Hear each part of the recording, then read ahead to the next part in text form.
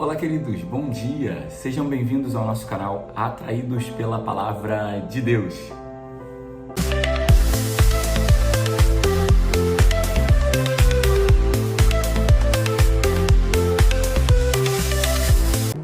Pera aí só um minutinho, não passa ainda esse pedaço do vídeo. Eu queria dizer para você, se você ainda não é inscrito no nosso canal, faça a sua inscrição para você poder receber todo o nosso conteúdo. De maneira especial, ainda ativa o sininho, porque aí vai chegar a notificação sempre que a gente postar, para você ficar assim, será que já postou? Será que... Então, você vai saber quando a gente postar. E também, depois que você terminar de assistir esse vídeo, se você gostou do conteúdo, deixa a sua curtida, porque nos ajuda muito na nossa evangelização. Deus abençoe, gratidão. Vamos então agora à nossa partilha da Palavra de Deus. Seja muito bem-vindo aqui no nosso canal. Eu espero que essa palavra no dia de hoje, onde nós vamos falar sobre esses 3 jovens que passaram pela experiência de terem sido jogados na fornalha e saíram de lá ilesos pela confiança em Deus. Eu espero que esse texto de hoje também te ajude a compreender também melhor a importância de permanecer junto com Deus diante de todas as tribulações, de ser fiel cada vez mais a Deus. Então nós vamos ver nesse texto do livro de Daniel, que também é um texto bem grande, só que não tanto quanto o de Susana do outro dia, porque alguns pequenos detalhes intermediários da história foram tirados. Apesar da gente ir do versículo 14, a gente está no capítulo 3, e do versículo 14 até o 95, mas foram tirados alguns versículos intermediários para ajudar então a gente dar mais ritmo à leitura desse texto. Então ele começa dizendo que o rei Nabucodonosor tomou a palavra, perguntando a eles: é verdade que vocês não adoram os deuses que eu mandei fazer? É verdade que vocês não estão cumprindo a minha lei? E aí nós vamos ver que esses jovens, esses 3 jovens, eles não estavam cumprindo a lei que o rei havia mandado. Porque, em primeiro lugar, eles estavam cumprindo a lei de Deus. Então, aqui já tem uma primeira reflexão para nós. Existem leis humanas, que são leis injustas. Existem leis, rotinas, ditames, vamos dizer assim, humanos, que muitas vezes nós nos vemos obrigados a cumprir. Aqueles ditames de, por exemplo, como no caso deles, todo mundo está adorando a estátua de ouro que o rei está fazendo. E aí eu posso parar e pensar, se todo mundo está fazendo, eu vou fazer também. Mas até que ponto eu devo fazer o que todo mundo está fazendo, se isso é contrário à lei de Deus? Então, eu deixo que todo mundo faça o que está errado, porque a salvação é individual, mas eu determino meu coração por cumprir a lei de Deus, por fazer aquilo que é certo. E foram o que esses 3 determinaram no seu coração. Amar a Deus sobre todas as coisas. Amar a Deus sobre todas as coisas é, em primeiro lugar, cumprir a lei de Deus, cumprir o mandato do Senhor para a nossa vida, e não seguir as leis humanas. Às vezes as pessoas dizem, hoje em dia tem as leis humanas, meu corpo, minhas regras, eu tenho que fazer tudo para ser feliz, se você não está sendo feliz, você pode largar tudo, se fez com você, você pode fazer pior. Existem essas leis humanas que vão sendo feitas para nós. E quando eu digo leis humanas, eu estou dizendo dessas. Eu não estou dizendo, por exemplo, uma lei de trânsito, eu não estou dizendo uma lei... Não estou dizendo leis civis, estou dizendo leis humanas. Leis civis são as leis da Constituição, as obrigações que nós temos como cidadãos. Ok, não é isso. Eu estou falando de leis humanas, como meu corpo, minhas regras, você pode fazer o que você quiser, carpe diem, aproveite o dia, dê liberdade, faça o que você pensar da sua vida. Se fez com você, você deve devolver na mesma moeda ou fazer pior. São esses pequenos ditames humanos que vão se colocando na nossa vida e nós vamos assumindo como verdade. Mas muitas vezes esses ditames humanos, eles vão sendo contrários à lei de Deus. Então nós precisamos amar a Deus sobre todas as coisas, em primeiro lugar a lei de Deus, e não nos permitir nos deixar levar por essas leis injustas ou contrárias à lei de Deus. Nós vamos ver também como que Nabucodonosor ficou sabendo disso. Por quê? Porque já haviam algumas outras pessoas haviam visto que eles não cumpriam a lei, que eles não adoravam a estátua. Então aí já tem a fofoca, fizeram fofoca deles. Foram lá falar pro rei, eles não adoram, a fofoquinha. E aí, como consequência da fofoca, eles foram chamados pelo rei. Então, ou seja, quem está fazendo certo sempre vai ser alvo de fofoca. Quem está fazendo certo sempre vai ser mal falado. Quem está fazendo certo sempre vai ser questionado. Quem está fazendo certo sempre vai ser apontado, julgado. Não tem problema nenhum.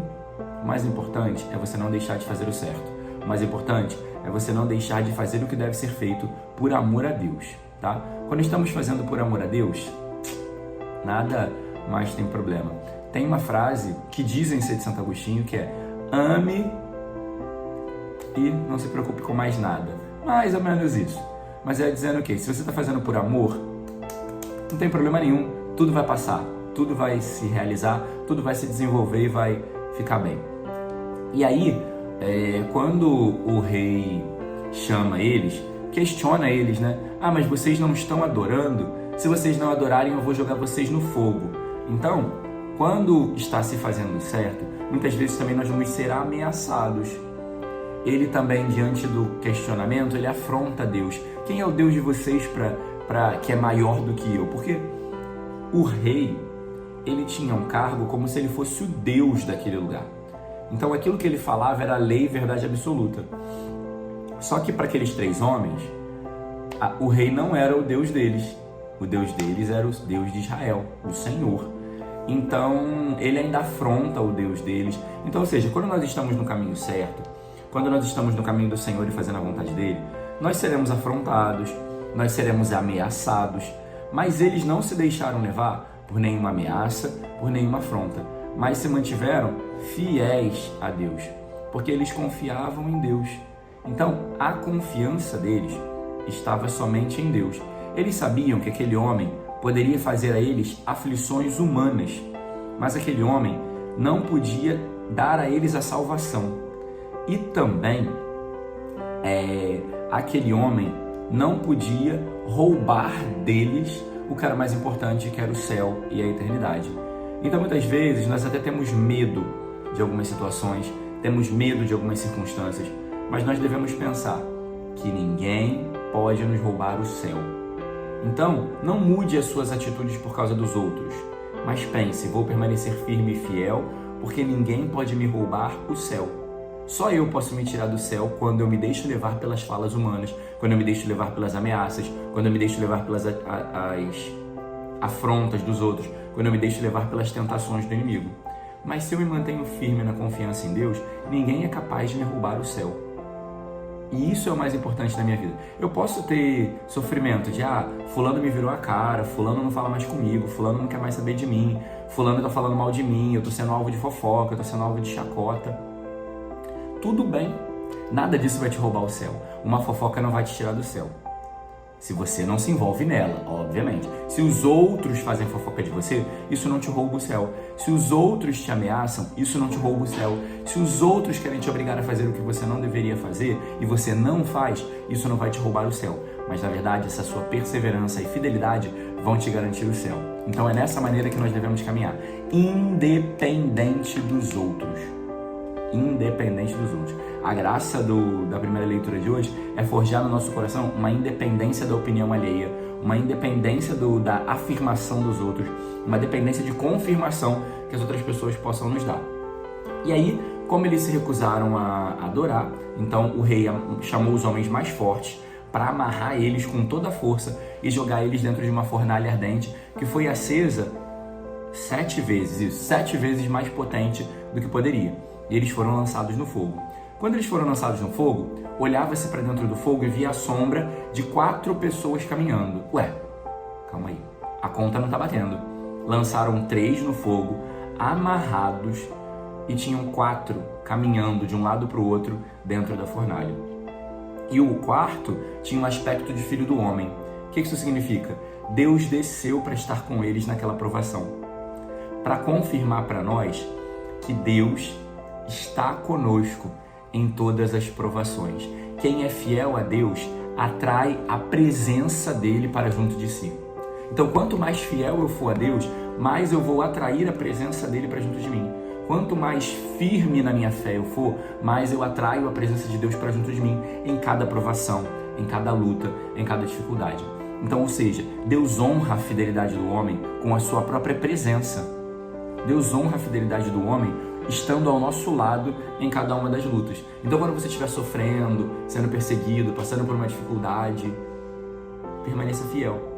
E Deus estará ao seu lado, te sustentando e não deixando que você seja consumido pelas chamas do ódio, pelas chamas da vingança, pelas chamas da fofoca, pelas chamas da indiferença, pelas chamas da exclusão. Porque o Senhor estará ao nosso lado em cada tribulação, em cada luta, em cada dificuldade, que formos fiéis a Ele. E aí, o rei, vendo aquilo, ele fica questionado. E aí ele vai dizer: eu acho que de fato existe um Deus poderoso que esses homens servem. Por quê? Porque a graça de Deus, quando eu vivo da graça de Deus, quando eu vivo da confiança em Deus, isso questiona o coração dos incrédulos. Aqueles que não acreditam são questionados pela graça de Deus que age na minha vida, pela graça de Deus que age na minha perseverança. E um coração questionado é o primeiro passo para a conversão. Tanto que aquele rei, em primeiro lugar, o coração dele é questionado. Como é que pode? Deve existir um Deus. E ele se converte e leva todos a adorarem e servirem o Deus de Sidraque, Misaque e Abdênego. Porque quando a minha vida é um testemunho, um sinal, ela questiona os corações incrédulos, e os corações questionados estão muito perto de se converterem. Então a minha vida, a minha perseverança, a minha fidelidade a Deus diante das dificuldades pode servir de instrumento para a conversão de alguém, pode servir de instrumento para a conversão de uma pessoa.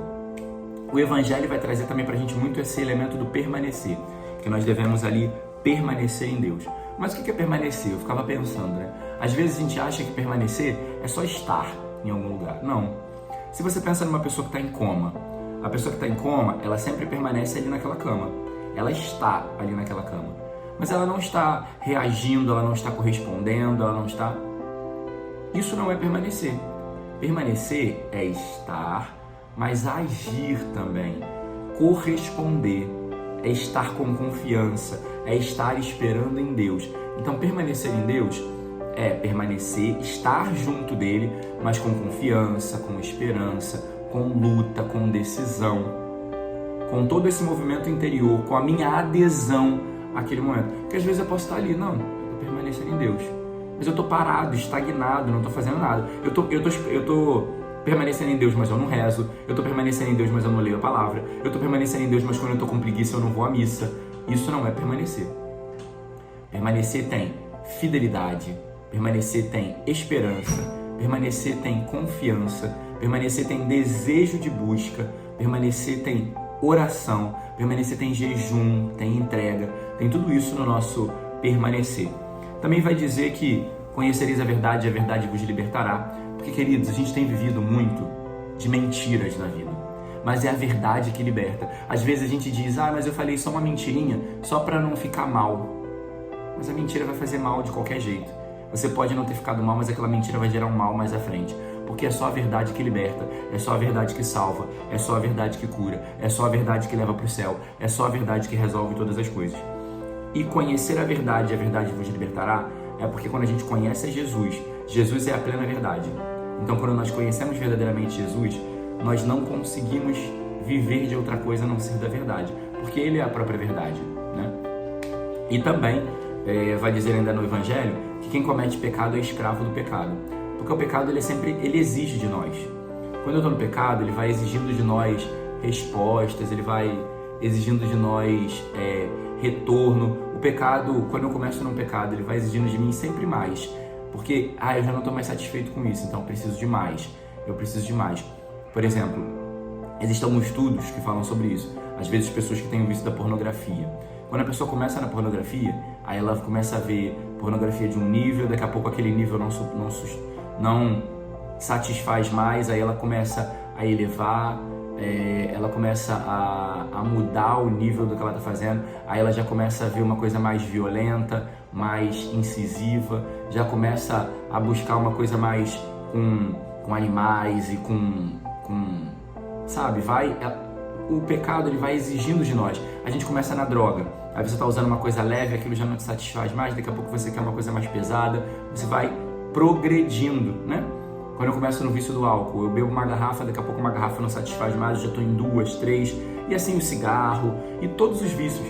eles vão exigindo mais de nós. O pecado vai nos escravizando, nos prendendo, fazendo exigências de nós.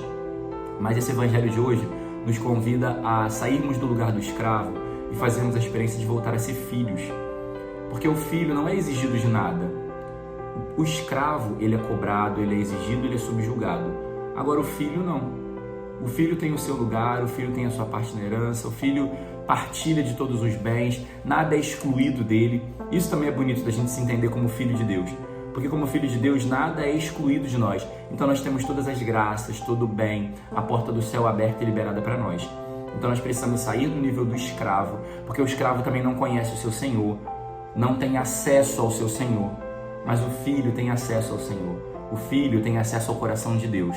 E é esse lugar que nós devemos estar. Então deixemos as escravidões do pecado para uma adesão verdadeira a Deus, para uma adesão verdadeira ao Senhor, com luta, com sacrifício, com sofrimento. Mas como vimos na primeira leitura, quem permanece junto de Deus, quem permanece na presença de Deus e é fiel, ele se faz presença também na nossa vida.